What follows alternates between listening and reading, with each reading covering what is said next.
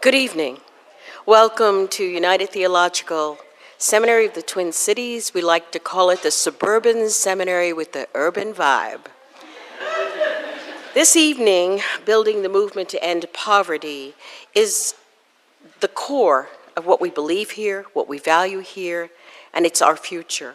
We're so excited to have Willie Baptist and the other name, John Wessel McCoy, here this evening to share with us their stories and their insights about an intractable problem that we have, poverty. Can all of you, just for a moment, just take a moment of silence? I know that we're all thinking about what happened in Boston today. And so as we go forward to talk about the future and about poverty, let's just take a moment to think about those who've been injured, who've been harmed, and those who have committed the harm. All of them need grace.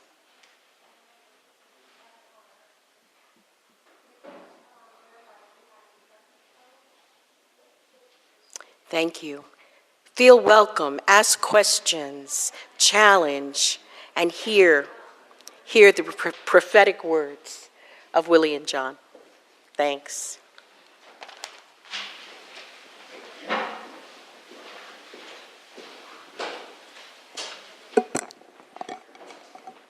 Good evening. My name is Stephen Newcomb. I'm the founding director of the Center for Public Ministry, and I'm delighted to add my welcome to all of you who have gathered here this evening, and to thank Dr. Holmes for her welcome and greeting as well. We snagged her out of a board subcommittee to do the welcome, and she had to return back there to keep moving United forward into a new and dynamic future, so she won't be able to stay with us. The Center for Public Ministry was launched just a little over 2 years ago with the mission of advancing the art of social justice ministry. Our work is grounded in an understanding of God's commonwealth, which calls us to radical economic and human equality, a focus on the poor, a deep challenge to the powers and principalities, and a critique of empire and domination. We are committed to identifying the practical competencies and strategies which will give shape to a more just and equitable world. This work requires many hands, many competencies, and many parts of the community coming together to join together in this work. And this is true of our coming together this evening.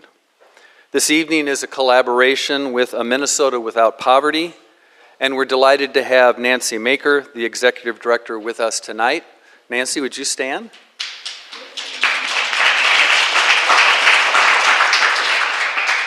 I also want to acknowledge the clarion focus of the Northwest Area Foundation on poverty reduction and sustainable prosperity in the 8 states between here and Washington State.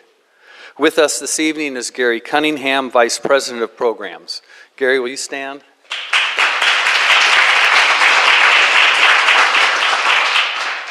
And with us in spirit is Carolyn Pressler, Professor of Biblical Interpretation. Unfortunately, Carolyn is ill this evening, so with us in body and standing in her stead is United's Academic Dean, Sue Ebers.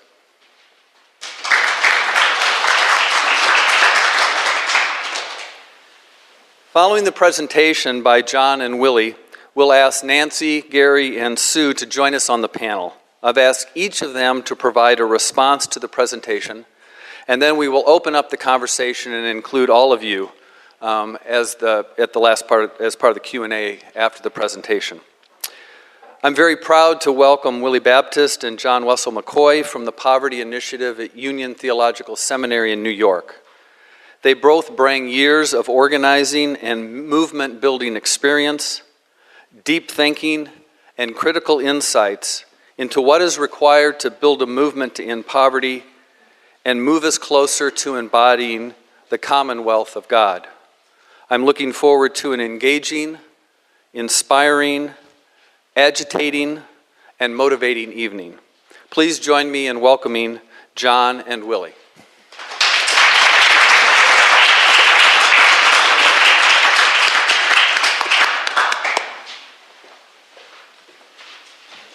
Good evening, everybody.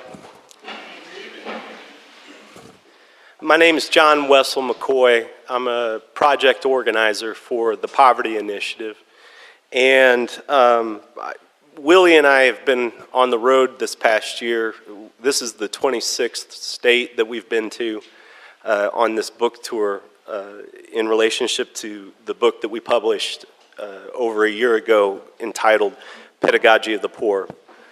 I'll get the plug right off the bat here. We have a few of those for sale. We're running low, but we do have a few copies to sell here tonight. And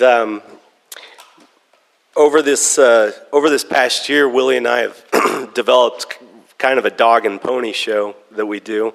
And basically what we're going to do is I'm going to say a few words about the Poverty Initiative and the Poverty Scholars Program, and tell you a little bit about myself and how I got into this work. And then we've put together a 10-minute video that we developed for the book tour, and that's going to introduce you to some of the leaders that are part of our network. The Poverty Initiative, which is housed at Union, really represents a much larger network. We've developed relationships and very close ties with grassroots organizations that are located all across this country and even beyond. I always forget I'm not good with numbers, but I know that we've got about over 150 organizations that we've been in relationship with, and there's hundreds of leaders that we connect to on a regular basis. The Poverty Initiative was started at Union back in 2004. We've been there for 9 years. The mission of the Poverty Initiative is that we're dedicated to raising up generations of religious and community leaders who are committed to build a movement, a broad social movement, to end poverty led by the poor.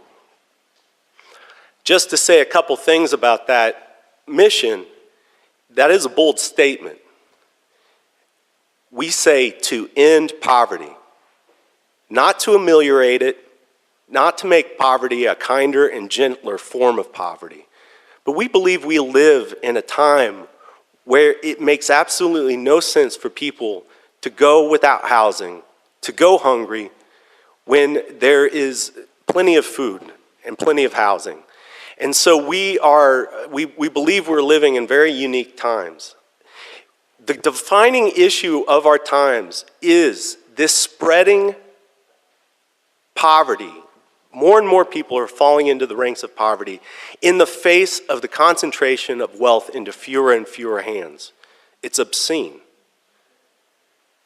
Just to say a little bit about how I got into this work, I think it connects very much to the reality that we're facing. I was born in Decatur, Illinois, so not too far from here. I'm a Midwesterner. I grew up in Decatur, and I'm very much a product. I'm a good sort of representative. I'm a combination of poor Southern whites coming up for factory jobs and immigrants, just in terms of both sides of my family. I grew up Catholic, and I'm Catholic, and there was a very important thing that happened in our lives in Decatur when I was in high school.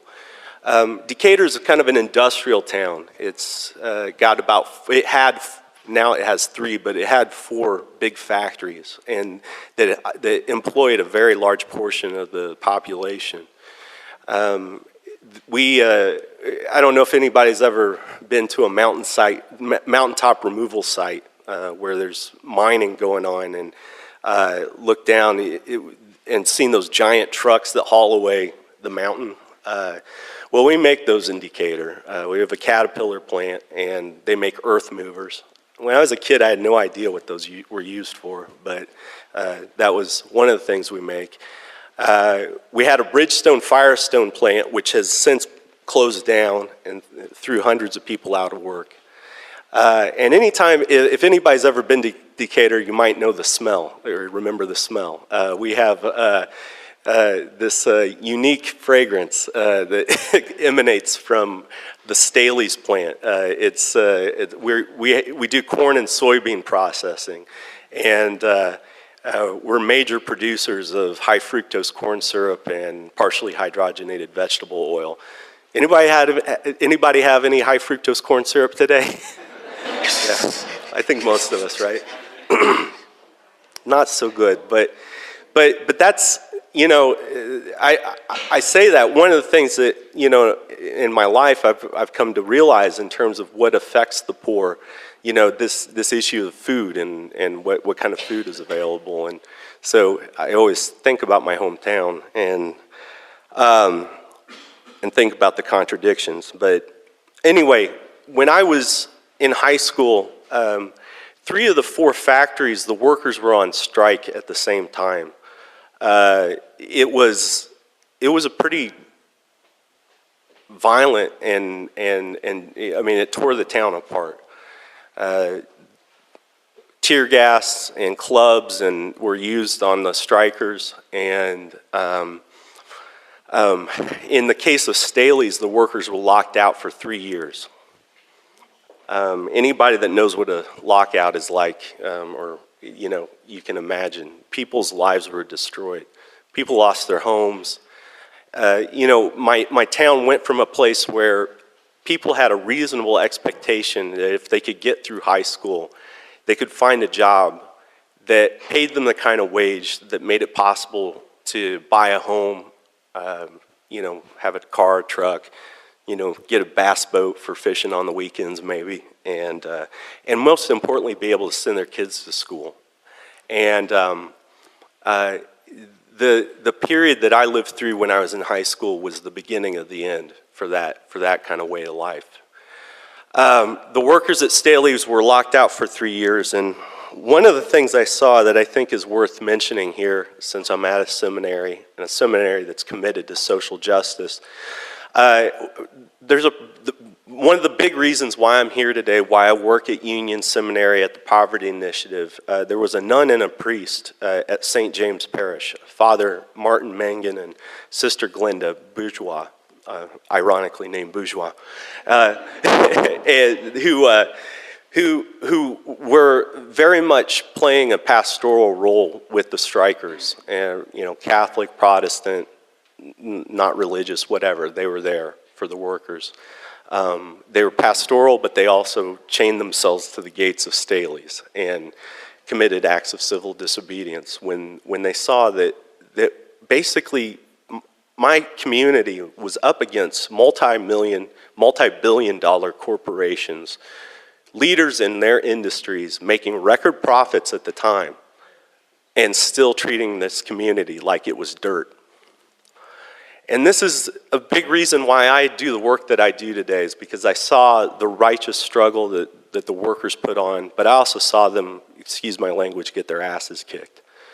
And my hometown has never been the same since. It continues to struggle. It continues in terms of poverty. Poverty grows in Decatur. And I've left. All my brothers and sisters are back home and my parents, but that place is very deeply in my heart. I still dream. When I dream, it's in Decatur. I can't get away from it, and for better or for worse. But I have so many people I love back home, and I've gone on. I've lived in Chicago. I live in New York City. I've organized parking attendants in Washington D.C. Organized child care providers in New York City, and I see the connection across color lines. I see how this growing misery is affecting so many communities, whether it's my hometown, or it's folks up in Harlem, or it's folks out on the border in El Paso. And so my life, I feel blessed that my wife and I came to Union when we did, because that was the same year the Poverty Initiative was getting started. And as a country boy moving to New York City, I thought I was just going to be there for a couple years, and I'm still there. And the only thing that would keep me there is the Poverty Initiative. Still very much a country boy, but I'm making do in New York City. So at any rate, what I want to do right now is we're going to show you a brief film that kind of introduces the Poverty Initiative more. You're going to hear more voices than just Willie and my voice. And you're going to see some of the things that we think are really what needs to be focused on. What we see as the defining issue of our time. We think that the only thing that's going to resolve this issue, which is a big issue, it's not something that can just be resolved on the local level, is this growing poverty in the midst of plenty. And we see this as a movement that's more akin to building the abolitionist movement, the movement to end slavery. You didn't have a movement to make it a kinder, gentler, better slavery. You had to end slavery. And we think that this is the same thing that needs to be done with poverty. And so if you would, we'll show this film. Please pay attention to the people and the images, and then Willie's going to speak to you, and then hopefully we can get into a dialogue. Thank you.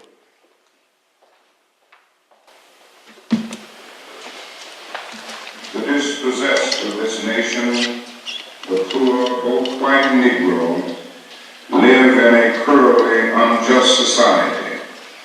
They must organize a revolution against that injustice, not against the life of the persons who are their fellow citizens, but against the structures through which the society is refusing to take means which have been called for and which are at hand to lift the load of poverty. The only real revolutionary, people say, is a man who has nothing to lose. There are millions of poor people in this country who have very little or even nothing to lose. They can be helped to take action together. They will do so with a freedom and a power that will be a new and unsettling force in our complacent national life.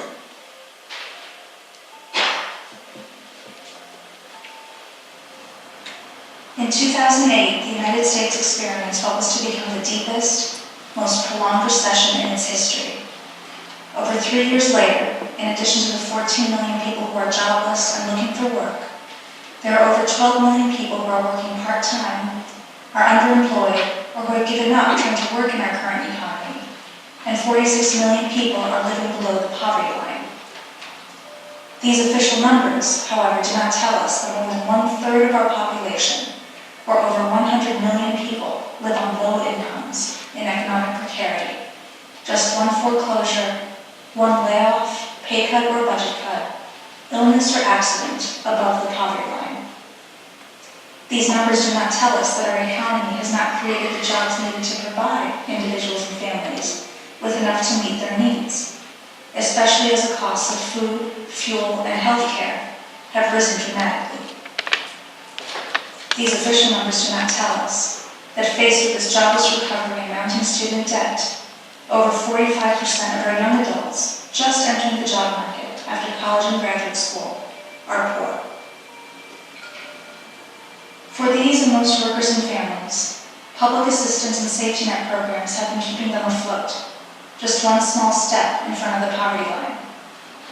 The official numbers, however, do not capture the consequences when these programs and public sector budgets are cut, that when fire stations and services are rationed, homes and families are unnecessarily destroyed, that when schools are shut down, swelling classrooms cannot possibly meet the needs of students, and our most precious resources are wasted.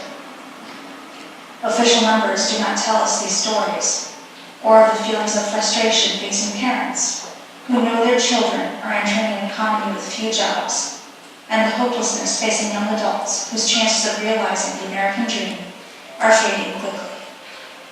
You can be just poor, newly poor, or you can be poor for all your life. We need to bring these two groups together and say, hey, listen, we're the same.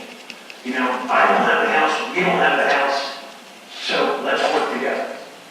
At the same time as this unprecedented level of poverty in the United States, there's been an unprecedented gain in wealth among a small segment of American society.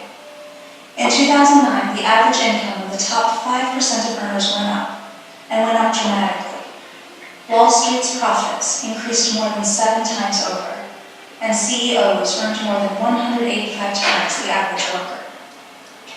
It is this growing polarity between wealth and poverty, and the sense of abandonment alongside an unheard of abundance that calls for a new and unsettling force of committed leaders who are equipped to address this crisis and its systemic causes. So while development leaders, we understand that we can bring change. We're not just talking about small change, no big change that's going to affect everyone. You know, it's going to benefit everyone in the city, state, country, world. We have a pretty big vision. The mission of the Poverty Initiative is to build a broad social movement led by the poor and united across race, geography, religion, and other divisions to end poverty. Its Poverty Scholars Program brings together over 150 grassroots, community, and religious leaders from the ranks of the poor to learn about and address these issues of poverty and injustice that we in our communities are facing today. These leaders and poverty scholars are fighting against water and power shutoffs in Detroit, against mountaintop removal in West Virginia, against unfair labor practices and for the right to decent work, and against school budget cuts in Philadelphia. Some of them have scored historic victories in this struggle. The poverty scholars have made huge strides for the rights of domestic workers in New York, securing an historic Bill of Rights. For agricultural workers in Florida to earn 1 penny more per pound of tomatoes they harvest, and for the human right to health care in Vermont. Others are raising media and communications infrastructure to tell these untold stories of poverty and learn from the leadership that is addressing it across the United States. Great, you know, the living wage demands and the healthcare demands and the education demands, those are important to make real changes and differences in people's lives. The real victory for us is really the leaders that come out of those campaigns. That's what we're really trying to do. We can't move forward unless we have leaders that are needed to build this world.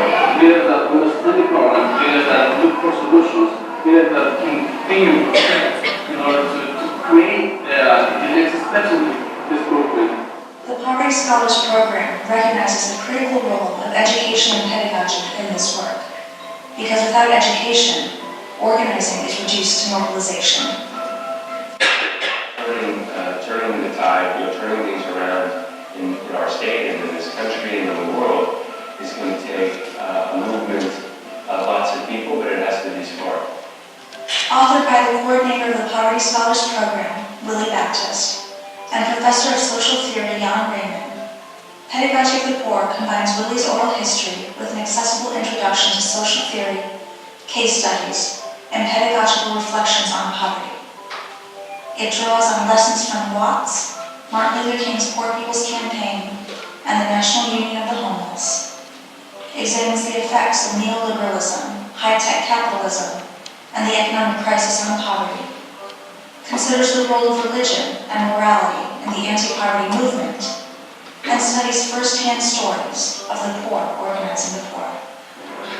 What has been going on even before the crisis is the deepening of poverty, and it's now accelerating in the crisis. And we know the crisis is not over.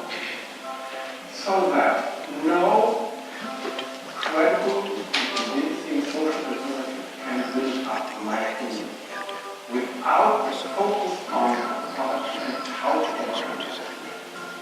Without full people's organization being playing an important role in this Because one of the earliest stages of actually building a social movement is identifying leaders, where you have to go to where people are at, and you have to, have a chance to hear what people's problems are, but then you have to be able to make the connection between an issue like housing and an issue like mountaintop removal, and actually see that the same people that are foreclosing homes are responsible for the destruction of of the earth and its resources and people's homes and histories and ancestors. With the pedagogy of the poor, we're putting our assessment out there to people that the defining issue of our time is poverty and discipline. And we're using this book as a way to connect with leaders who want to unite with us and help us this movement to end poverty. To get at the cause of the problem, not just stay at the link to the branch, fix it at poverty. You have to really look at the structure of what produced the problem. We have a system that is a poverty-producing system. Martin Luther King once pointed out that true compassion is not simply flinging a coin to a beggar, it is reconstructing the edifice that keeps reproducing the beggars. But this edifice, while it produces the beggar, also reproduces billionaires. So it produces this tremendous polarity of wealth and poverty. And like in other points in history, the people who are most affected by that, that are ill affected by it, are the people who need to be organized, need to be educated to solve that problem. And the people who do the education and do the organizing, that is the leaders, have to have this kind of poverty scholarship, this understanding of the complexity of poverty and the globalized character. It's a huge problem. But it's a problem that history says can be solved like other problems in world history and U.S. history. When those who are most affected, those who are most attacked by the problem, come together. But they can only come together if their leaders are developed and trained and educated. And so this is what the book Pedagogy Report is all about.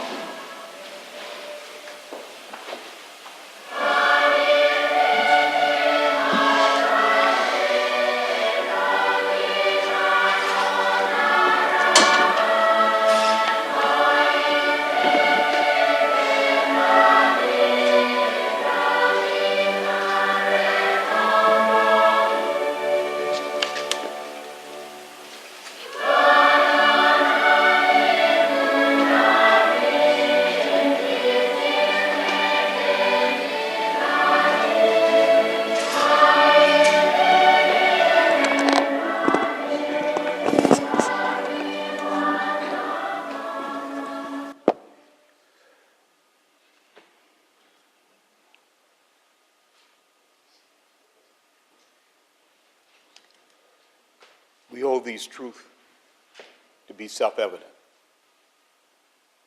Paraphrase. Everyone, every human being is born equal. They are endowed by their creators with certain inalienable rights. And among them are the right to life, liberty, and the pursuit of happiness. People hear me? Governments are constituted to ensure these rights. They are constituted on the basis of the consent of the governed. And when the government abdicates, it is our responsibility, it is our right to make it right. How can you have the right to life if you can't get a decent job? You're laid off. How can you have the right to life and liberty and to pursue happiness if you have no home? These problems are gripping not only this city, this state, the country, but the world. It's a huge problem, which means we have to figure out a huge solution. But as we think through that solution, we should keep in mind these core values, which are the founding creeds of this nation, and how this nation is going to live out the true meaning, as the Reverend Dr. Martin Luther King used to say, of his creed. Now, my name is Willie Baptist, like a Baptist church, and with a name like that, I have this propensity to preach. I'm going to attempt a minor miracle because we have a panel with distinguished guests, and we want to have a Q&A, and I can be here talking all night long, Y'all can leave and I still be talking. Come back and I'm still talking. I'm saying amen to myself. So we don't want that to happen. We want this to be a dialogue and not a monologue. I was formerly homeless on the streets of Philadelphia for almost a year. I've been poor all my life. I've worked every kind of job you can imagine. I'm 64 years old. I have a daughter, 2 sons. Most of the jobs I worked was those SLJs. You ever heard of SLJs? Shitty little jobs. And there's a number of people, a growing number of people, working 2 or 3 of those SLJs. In the richest country in the world, the kind of poverty and homelessness is uncalled for. And with the kind of capacity that it has, it creates not only a leadership crisis, but moral and religious crises. And we're going to have to come to terms with this. It's on our watch. We have a responsibility to deal with it. What we want to do is discuss this problem tonight and try to exchange experiences in terms of some of the things we've learned. We don't want to give any kind of hint that our analysis is the Bible, but we want to say that we are drawing certain conclusions about the scale and scope of the problem. We have a certain experience in terms of having to deal with it, and want you to consider it. I was raised in Watts, California, South Central LA, and it was a segregated black community. And the only thing I knew about white folks was what I saw on TV. And it looks like y'all was having a good time on TV. I thought all white folks had some good money and was living good until I met this guy right here. You don't own the damn thing, excuse my language. And there's a lot of people that are like that, especially today after this 2008 crisis. This problem is not limited to color. It's not limited to gender. It's not even limited to your educational level. We have done, as John mentioned, some 28 states of discussions much like this. We've only been to one bookstore, this is so-called book tour. But it's been meetings with people like yourself who are concerned about these issues. I don't think you would be here if you're not concerned about the gravity of the issues that we face. And I think we all sense that there's difficult days ahead. But this thing is not limited to an educational level. The first state we visited was, of course, New York State, upstate. We was asked to come and do a talk at Ithaca College. And we talked to over 200, between 200 and 300 students and faculty. And after we did our dog and pony show, you guys are going to have to figure out who's a dog and who's a pony. But after we did our dog and pony show, a young lady, white lady, beautiful young lady, like the lady right there, okay, stood up and thanked us for what we had to say. And then she said, "My name is Megan. I graduated from this college, Ithaca College, magna cum laude. I'm homeless." Dr. Alicia Soares, who invited us there, the next morning said that 3 of the students who had attended our talk came up to her and admitted they slept on the couch, that they were homeless as well. We did a talk, I did a workshop in Ohio, met a lady by the name of Michelle. She had a PhD. And I don't mean pow high deeper. I mean the lady actually studied and read some books. It turns out that she's part of a support group with other PhDs, and the number one point on their agenda was how to expunge from their portfolio PhD so they can get a job. This is happening in this country. This is what we're dealing with. I was part of the homeless union organizing during the late 80s and early 90s. We organized in some 25 states, 25 locals. This is homeless families and individuals organizing themselves. Take note of that.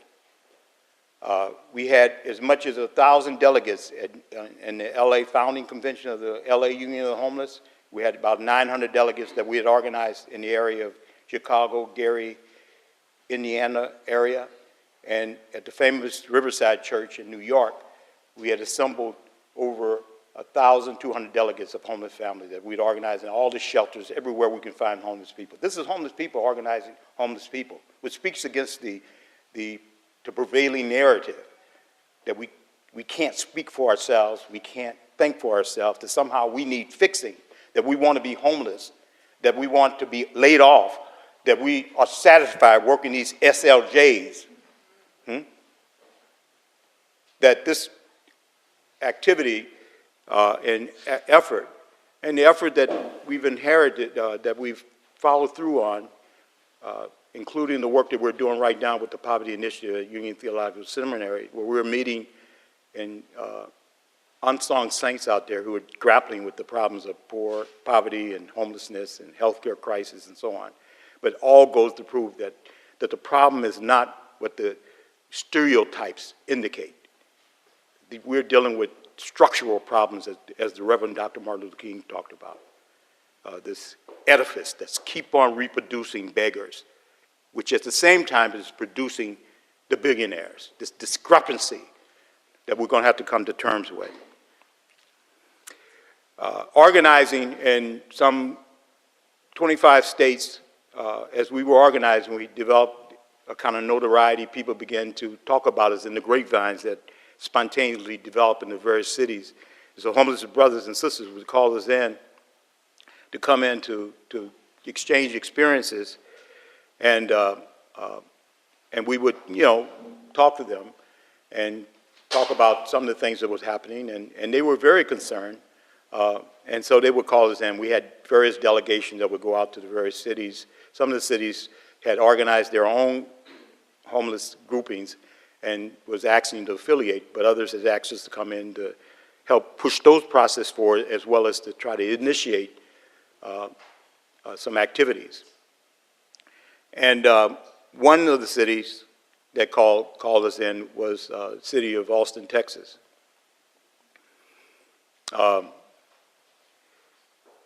The state of homelessness and poverty was abominable in Austin.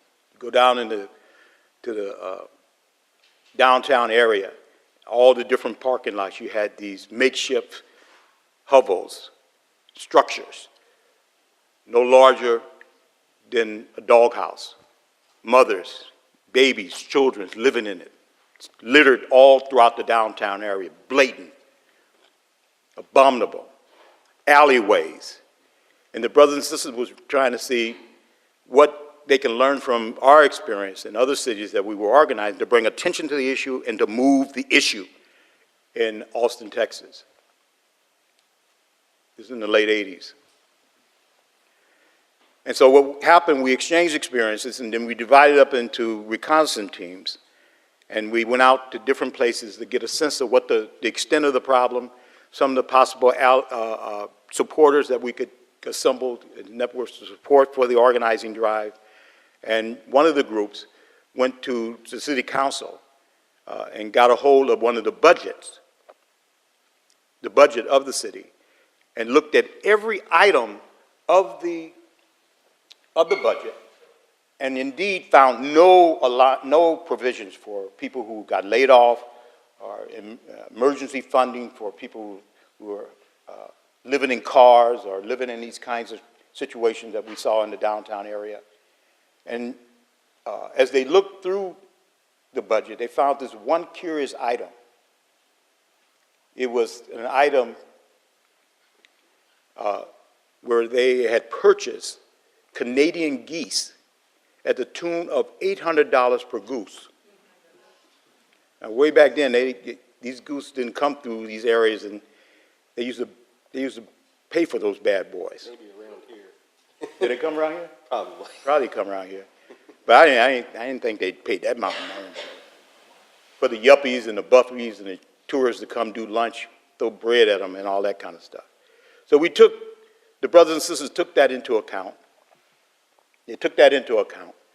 And then we also found out that, like most cities, you have a historic district.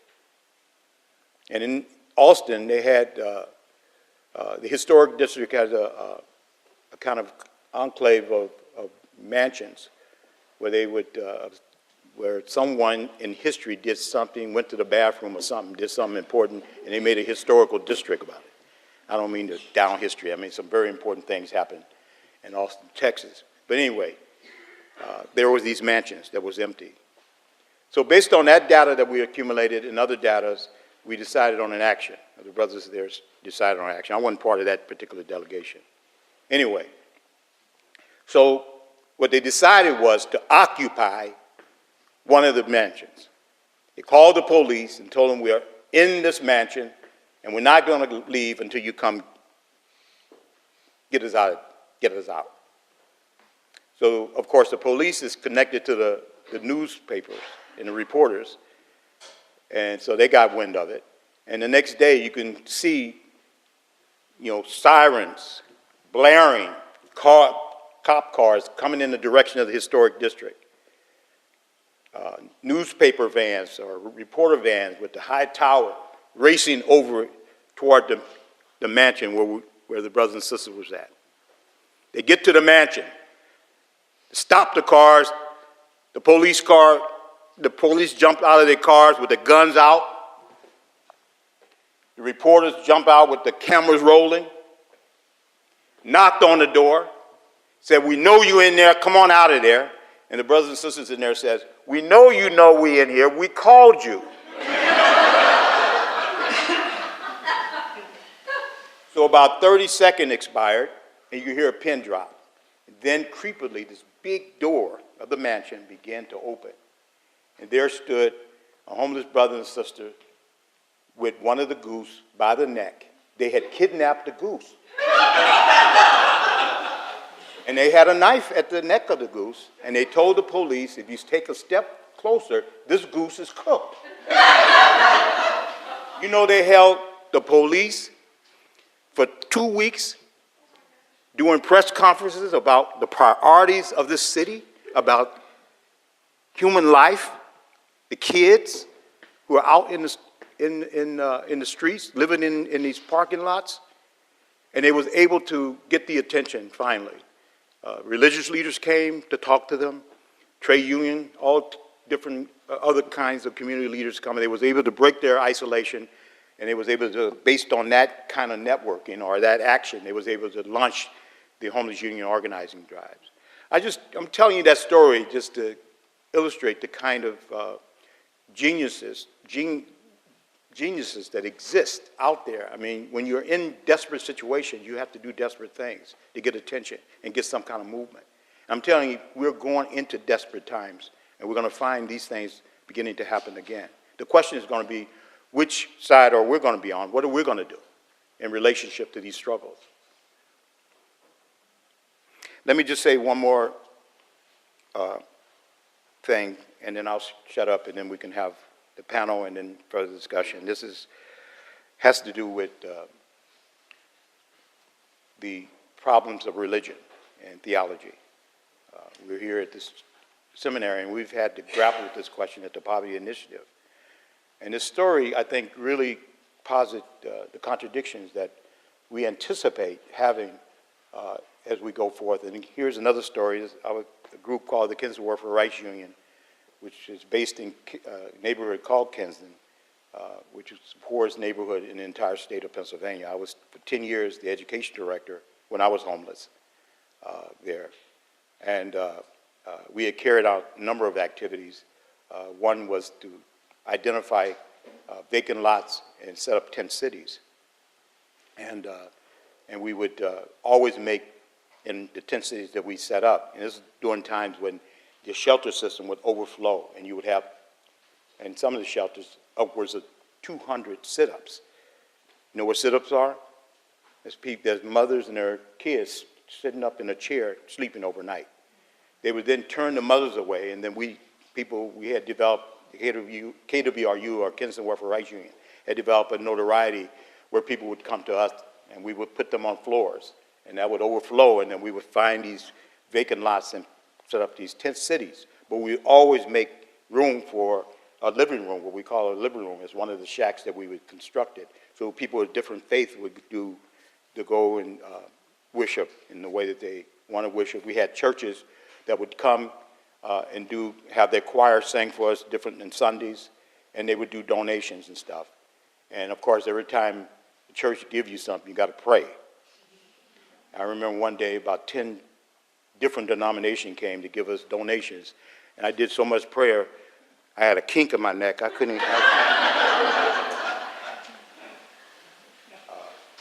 One of the tent cities, we were going into the winter, and the rats that were circling the tent city began to come closer, and we became the heat as the winter was upon us. They had just closed something like 10 archdioceses in the poor communities because they couldn't justify, in terms of monies, to holding those churches open. They kept enough heat for the plumbing because they didn't want the plumbing to bust in these big, huge churches in the poor, in these impoverished communities.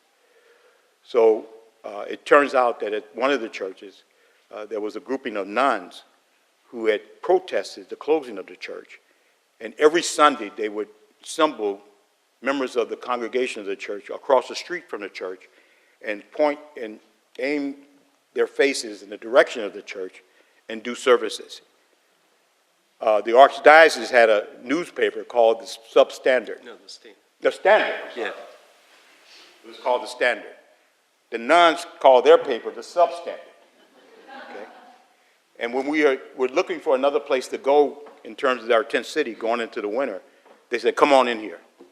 So we moved into the tent. I won't tell you how we got in there, but we got in there. Okay? We moved into the church, St. Edward's. Soon as the archdiocese heard that we was in there, they sent 7 priests to confront us. And here they come into the door, walking, and you can almost see the halo over their heads. I mean, these guys was all dressed up, and we had among our members Catholics, but we had other denominations and faith. And you can see the Catholics begin to go toward the back. Anybody coming with you with a halo around their head, you better watch out as far as they were concerned. So they approached us and they said, well, look, we are thinking in terms of, we're not gonna evict you right now, but we're gonna give you 48 hours, and that we're gonna look for another space. We are hoping that you can look for another space. And at that point, we had to settle for that. We had no other place to go because it was like one of these Minnesota winters at that time. And so the next day they came in, or I should say after the 48 hours, I would say in the interim, we put up on the balcony of this huge church a makeshift sign made up of a sheet. And we put on there, 48 hours, then what God? Then they showed back up after the 48 hours had elapsed. Come marching in there, and they was upright. And they approached us and said, look, you guys have given us your word that you were going to be leaving in the 48 hours. Why are you still here? Not only are you here, you have doubled. We had more families had come in the pews, in the tent cities that we had set up inside the church. It's a huge church. It's you can look up the Philadelphia Inquirer. We made the front page of their magazine of this incident. Anyway, we said yes. We admitted that we had agreed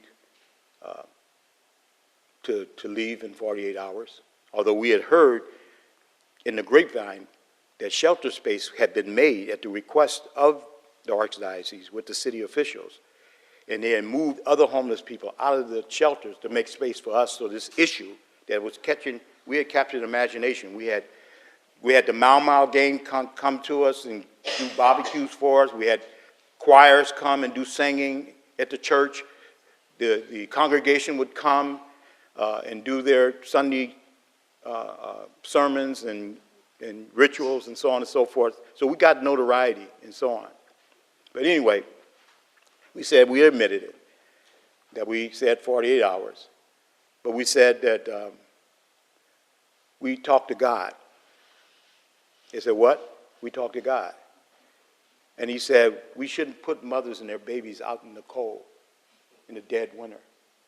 That's what he told us. And we're not going to move until he tells us something otherwise. They were caught in a moral and religious dilemma. Here you had a clash of theologies,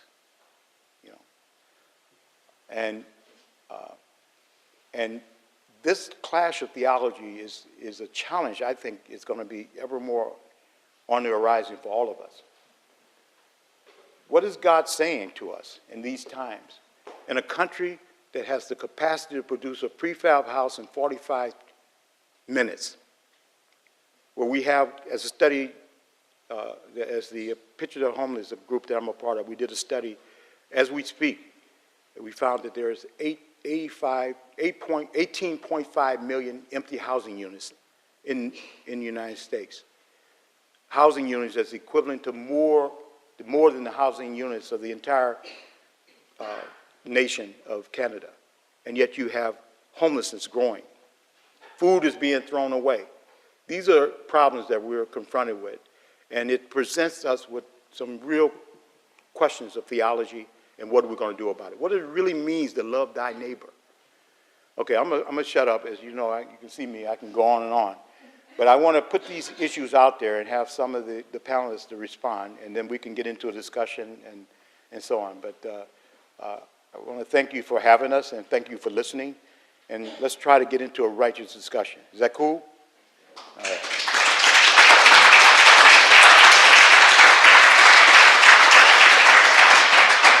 Invite Gary and Nancy and Sue to come up and join the panel. And while they're doing that, since this is about movement building, I would invite you to turn to someone close to you in the audience that you don't know and introduce yourselves, because you have allies next to one another. So take a few minutes and say hi. I want to invite Nancy Maker, who's the Executive Director of A Minnesota Without Poverty, to kick off our responses. I've asked her to say a little bit about her organization and her work, as well as a response to the presentation. So, thank you, Nancy. Thank you, Steve. Thank you, Willie. Thank you, John, for prompting us and for pushing us and for prodding us to think further and deeper. And the term is end poverty. End poverty. And so I will say a little bit about A Minnesota Without Poverty, because we also have the mantra that we are a statewide movement to end poverty in Minnesota by 2020. It began in the faith community. It began in the St. Paul area. And so there's some people that were a part of it from the very, very, very, very, very birthing. And it began as part of a faith initiative, a threefold vision for missions, so to speak. And then a big development happened in 2004 with the writing of a common foundation, Shared Principles for Work on Overcoming Poverty, which was signed by 35 religious leaders in the state of Minnesota. And that document then in 2006 was seen by a state legislator, Senator John Hottinger, and he used that document then to write the bill to create the Legislative Commission to End Poverty in Minnesota by 2020. Since that time, we have been working very hard with that document. In 2008, everything sort of fell apart, budget crises, and so now what we are working on is to reinvigorate the Legislative Commission to End Poverty and those recommendations, because those 6 broad-based recommendations we think do have the potential for ending poverty in Minnesota, and it's very important.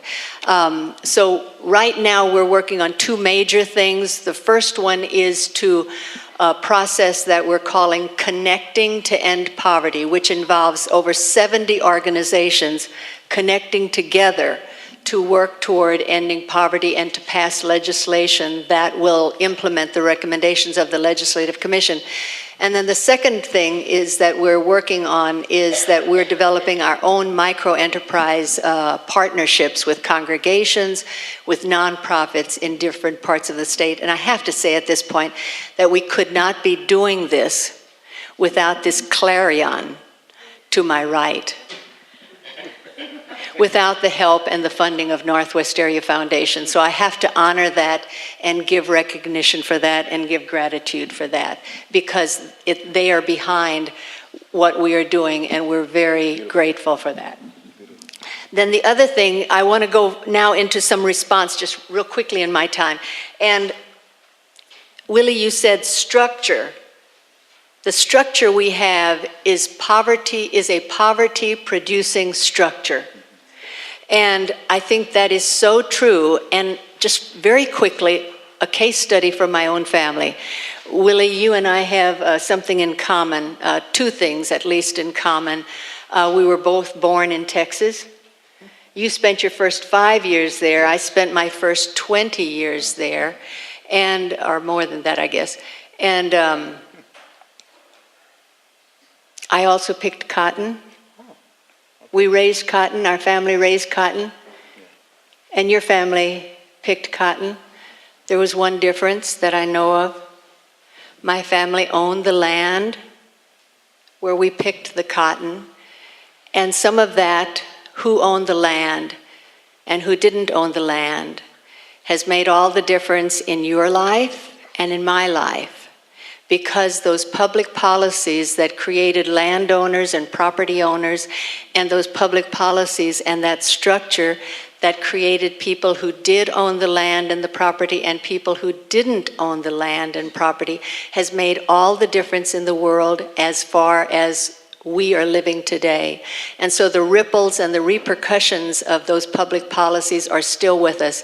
But that also means why the public policies that we make today are just as important, because they are also going to have those same ripple effects going forward. And so that's why it's so important that the public policies that we work on today, and in this legislative session even, with some very important things happening, that those public policies need to make it a fair tax base, fair kind of living for all of us. And I'll stop at this point.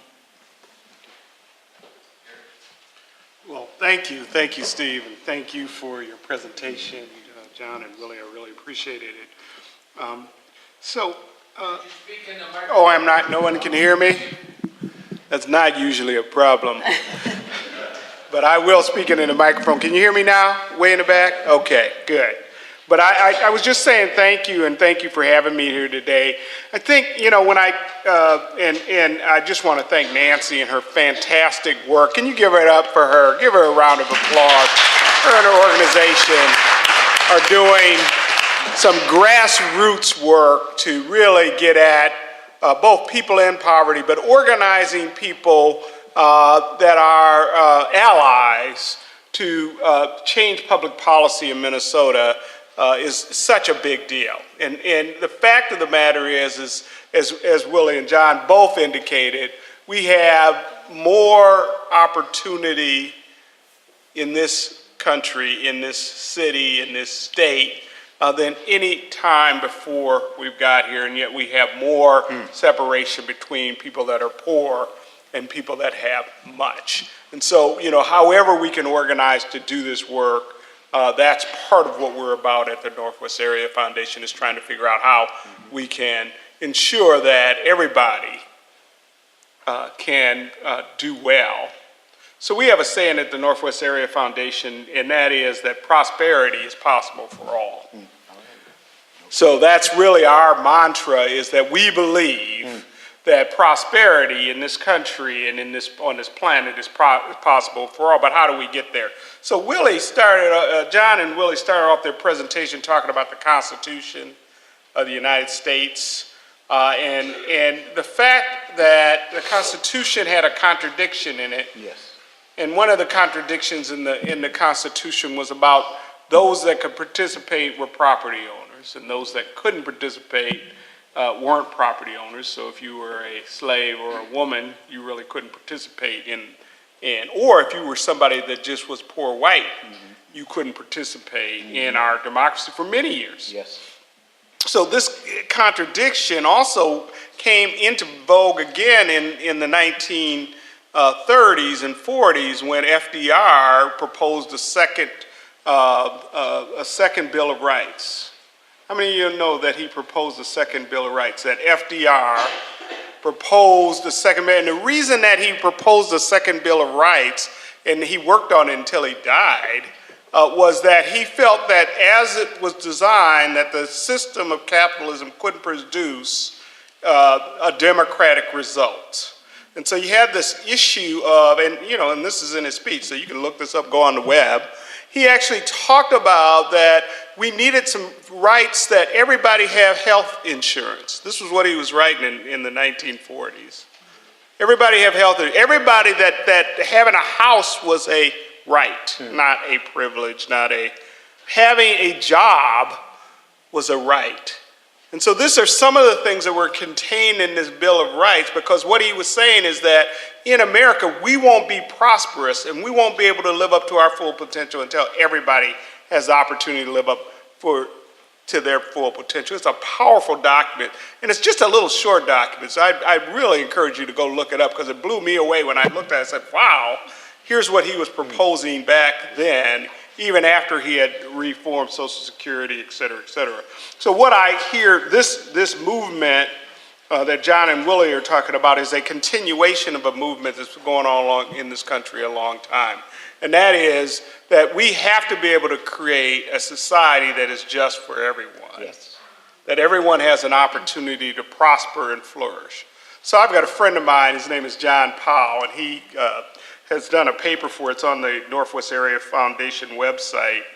It's nwaf.org.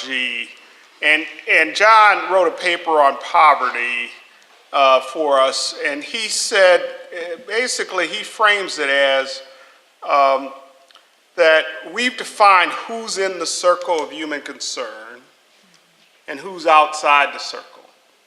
And so some folks fit right into the circle of human concern. So if you pretty much are a senior in this country, a senior citizen, you actually fit in the circle of concern. And we've actually moved many of senior citizens out of poverty over the last 50 years. They used to be the poorest group, and now they're not as poor as they were. There's still a lot of poor senior people, so don't get me wrong, but it has been, they're in the circle. But if you're a poor African-American young man, you're not in the circle. If you are a Native American person, you probably are not. I travel to a lot of Native reservations, and I can tell you that that's some of the poorest places in the country on Native reservation, right here in this state, right in this place we're at. And so if you have certain conditions, you actually fit in the circle of human concern. Part of the struggle is that the way we have to come to some resolution of this issue is not just for one group or one folks to get over on another group of people. That's not going to work, because then all you're doing is reversing the situation that we're currently in. What we have to do is talk about something that John calls targeted universalism, and I know that sounds like a weird title, but it really talks about that. I think most people want the same things. Most people want to have a job. Most people want to have their children to do well. Most people, we can say pretty much what those goals are. The problem is not everybody's similarly situated to the opportunity. And so how do we create a situation so everybody can actually have the opportunity to thrive? And so as I listened to Martin Luther King, that was a powerful speech that he gave. As I listened to this work, I do believe that it is going to take a movement of us, but it's going to take a movement not just of poor people. Yes. It's going to take a movement of middle income people, of black people, white people, all of us to come together and say we actually want to do what's right. Now, I don't want to say somebody that's worked hard and built their wealth and nobody's talking about taking away their wealth or anything like that, but I think we do have to think about how equitably resources are distributed. So I want to thank Willie and John. Can you give them another round of applause? Thank you. Thank you. Thank you. the other folks on the panel, this is real issues. We're talking about people's lives Yes, here that are yes. in the balance. This is Yes. not like a kind of, we're all sitting together and just talking about this. I actually have been in that situation and I work with people on a daily basis that are low-income people that are really trying to make a difference for themselves and their families. So this is real. So I want to thank you for having the opportunity to speak, and I hope I didn't take up too much time, but thank you very much.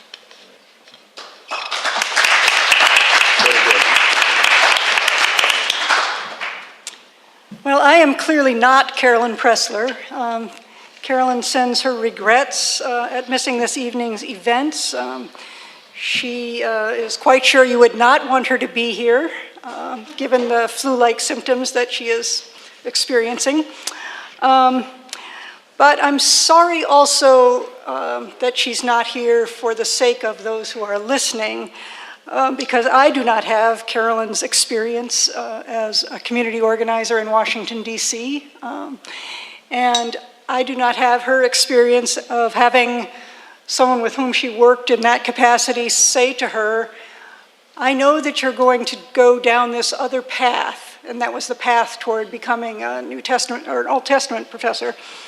And they have that person commission her to go down that path and say, teach your people to take their feet off the neck of my people. And I know how hard she continues to work in her justice commitments.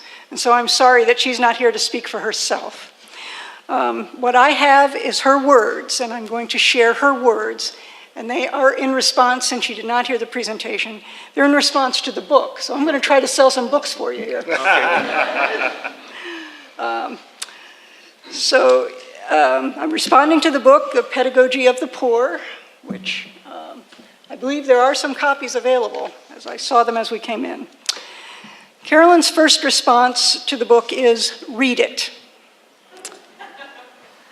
At first, she wanted to assign this book to the class that she and Steve are currently teaching. By page 50 or so, Carolyn thought, no, I want to give this book to everyone I know or will meet in the future. It is that good a book. We have known, many of us at an existential gut level, that corporate profits have soared, but wages have stagnated since the 70s or 80s. We have known that the gap between CEOs and workers has expanded exponentially during those decades. We have been aware of the tenuousness of our own financial security and have worried over friends and family members who in their 50s or 60s find themselves out of jobs, without health care, at risk of losing their homes or even their health. We have puzzled over programs of welfare reform that look more like safety net destruction. This book, in clear and concise language, names those intuited realities. Yes, the differential between CEOs and workers has exploded in the last 40 years, from CEOs making an average of 40 times that of workers to them making 500 times that of workers. Yes, the laborer's average income in real dollars has decreased from $15.72 an hour in 1973 to $14.15 in 2000, even while productivity has skyrocketed. And yes, supposed welfare reform has forced its recipients into jobs that fail to pay a living wage. 75% of those whose income falls beneath the poverty level are working. And the number of families living in extreme poverty, that is, at half or less of the poverty level, which is pitifully low, has grown precipitously. The book not only names those realities, it lays out the policies and outlook behind the startling figures in ways that even Bible geeks like Carolyn can understand. The rise of neoconservatism and neoliberalism, not to be confused with liberal politics, has, as Carolyn understands it, destroyed the compromise between personal freedom and social good. Unbridled greed, it would seem, has been identified with freedom, and in turn with Christianity, and thus cloaked not only with respectability, but with the appearance of ethical action. Nothing could be farther from this Old Testament professor's reading of the Scriptures. Our sacred texts begin with the Holy One creating all humanity, not simply elite leaders, in God's own image, and hanging the very stars in justice. Our sacred scriptures take as defining action of Israel's God the freeing of slaves from the greatest political power the world had yet known. Our texts depict God's word thunderously spoken by the prophets, not just in general terms, let justice flow down like waters, but also very concretely and relevantly, condemning those who use the legal system to bolster the rights of the wealthy and to subvert the cause of the needy. Listen to Micah's words to those who foreclose on the fields and houses of the poor of the land. You have flayed the skin of them and the flesh off their bones. And the Gospels not only depict Jesus hanging out with the poor and socially despised, but setting forth a single criteria by which we will be judged. In the parable of the sheep and the goats, we learn that we will be judged by whether or not we have clothed the naked, fed the hungry, and visited the prisoner, whether we have cared for the least of these, Jesus' brothers and sisters. Steve invited Carolyn to include in her remarks a question. Given the persuasiveness of the book Pedagogy of the Poor and its evident congruity with biblical imperatives, my question is not for Willie nor for John. Rather, it is for us, the beloved UTS community. Willie and John's words sound as a clarion call to teach, preach, organize, write in relationship to the poor and their powerful agency. What are we going to do about that call? Wow.